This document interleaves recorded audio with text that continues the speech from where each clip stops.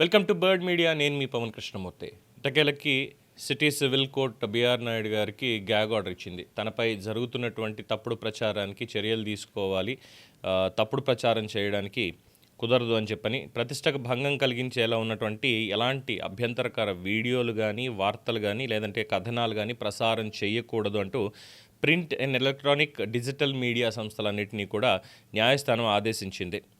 So artificial ఇంటెలిజెన్స్ను ఉపయోగించి చేస్తున్నటువంటి ఈ మాఫింగ్ వీడియోస్ ఆయన వ్యక్తిత్వానికి పాల్పడుతున్నారు వీళ్ళు అన్నటువంటి పిటిషన్ విచారించింది. ఇప్పటికే Instagram, X, Facebook, YouTube, Google అందరికీ కూడా స్పష్టమైనటువంటి ఆదేశాలు ఇచ్చింది. వితిన్ 24 hours టోటల్ కంటెంట్ ఏదైతే ఉందో దాన్ని తొలగించాలి అని. ఇక దీని మీద మాట్లాడేటువంటి వాళ్ళు మాకు కాపీ రైట్స్ పడుతున్నాయని, ఇంకోటి పడుతున్నాయని చేసేటువంటి వాళ్ళు తప్పుడు టైటిల్స్ పెట్టి ఇష్టం వచ్చినట్టు మాట్లాడినటువంటి వాళ్ళందరికీ కూడా చెక్ పెట్టినట్టు అయింది.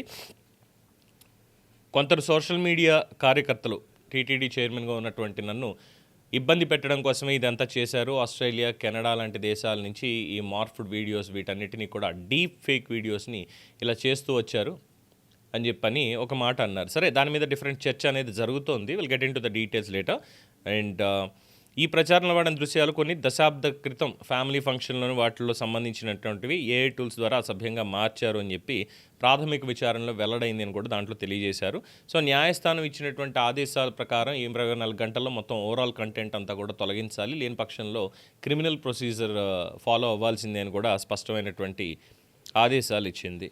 సో పోలీసులు కూడా దర్యాప్తు ముమ్మరం చేశారు. ఎక్కడెక్కడ మూలాలు ఉన్నాయి, ఎవరెవరు షేర్ చేశారు, వాళ్ళందరికీ కూడా నోటీసులు పంపించడం అనేది జరుగుతోంది.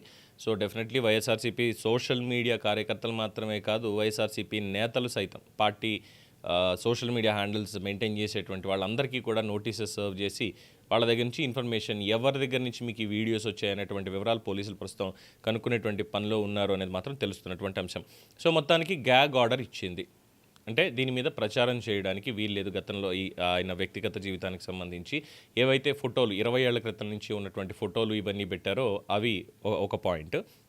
అయితే ఈ గ్యాగ్ ఆర్డర్ మీద తన మీద తప్పు చేసి ప్రచారం కాకుండా చూసుకోవడానికి కోర్టులను మేనేజ్ చేసేటువంటి విధంగా గ్యాగ్ ఆర్డర్ తెచ్చుకున్నాడు బిఆర్ నాయుడు అనేటువంటి ఒక తప్పుడు ప్రచారాన్ని చేస్తున్నారు. ఇఫ్ ఇట్ ఆల్ సరే అదే అని ఒకసారి యాక్సెప్ట్ చేస్తే, వైఎస్ వివేకానందరెడ్డి గారి మర్డర్ కేసు ముందేమో గుండెపోటు అన్నారు, తర్వాత ఏమో అనుమానాస్పద మృతి అన్నారు, ఆ తర్వాత హత్య అని గతంలో కూడా చెప్పుకున్నాం.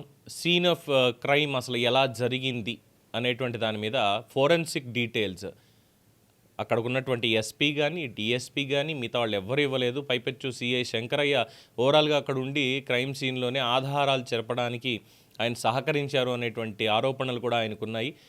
దాని తర్వాత ఆయనకి మరి ప్రమోషన్ రావడము ఇవన్నీ అయ్యి, తర్వాత ముఖ్యమంత్రి చంద్రబాబు నాయుడు గారి మీద కూడా ఆయన కేసు పెట్టి విత్డ్రా చేసుకోవడం ఇవన్నీ కూడా అయిపోయాయి. అది అక్కడికి అయ్యింది.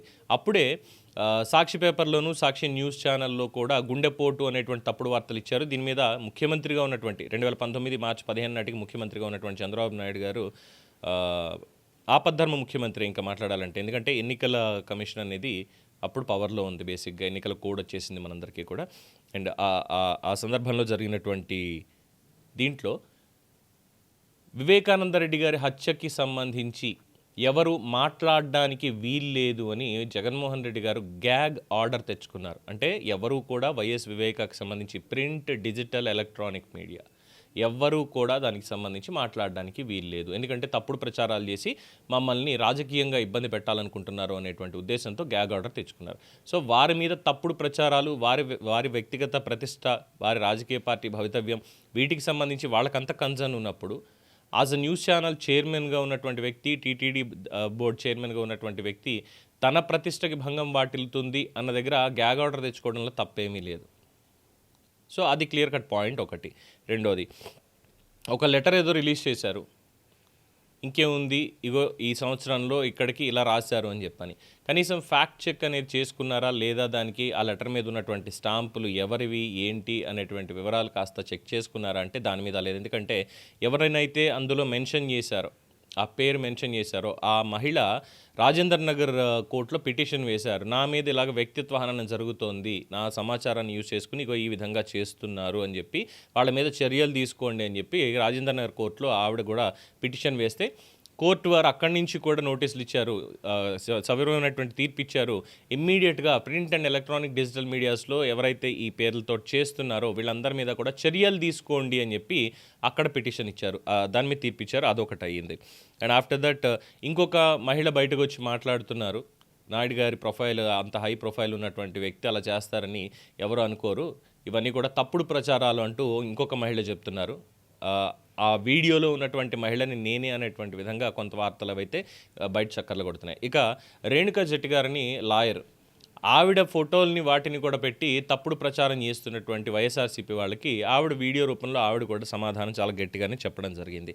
సో ఓవరాల్గా బిఆర్ నాయుడు గారి కేసుకు సంబంధించిన దాంట్లో ఇక్కడ ఎక్కువగా ఈ మార్ఫింగ్ వీడియోనా ఇది అనేది సైబర్ క్రైమ్ వాళ్ళు దాని అంతేంటనేది తేలుస్తారు. అది డీప్ ఫేకా ఇంకోట అనేటువంటిది. అలాగే అందులో ఎవరున్నారు ఏంటనే దానికి నాయుడు గారు చెప్పినటువంటి సమాధానం కావచ్చు, 30 ఏళ్ల నుంచి దశాబ్దాల నుంచి ఉన్నటువంటి పరిచయం కావచ్చు అని చెప్పి మాట్లాడారు. మరి అందులో ఏది ఫేక్ ఉంది, ఏది వాస్తవం ఉంది, ఇది ఖచ్చితంగా విచారణలో పూర్తి స్థాయిలో బయటపడుతుంది అనేది మాత్రం వాస్తవం.